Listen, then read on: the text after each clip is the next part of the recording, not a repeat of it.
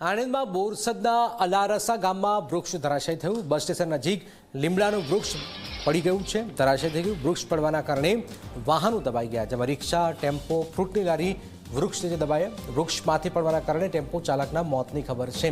ઘટનામાં ઘાયલ વ્યક્તિને હોસ્પિટલમાં પણ ખસેડવામાં આવ્યા છે। તો વૃક્ષ પડવાની ઘટનાઓમાં આપ જોઈ રહ્યા છો એકનું મોત થયું છે। બુરહાન વર્ષે જોડે છે। બુરહાન, કઈ રીતે આ વૃક્ષ પડ્યું છે, શું જાણકારી? એકનું મોત થયું છે હાલમાં?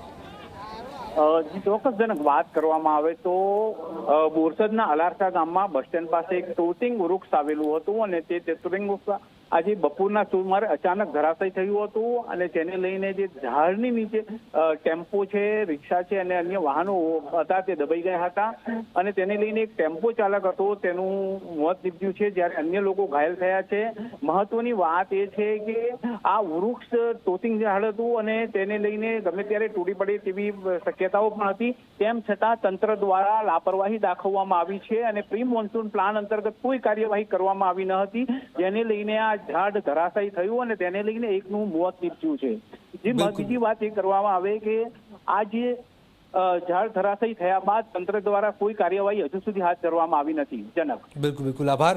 તો આપ જોઈ રહ્યા છો વૃક્ષ ધરાશાયી થયું છે, જેમાં એકનું મોત થયું છે।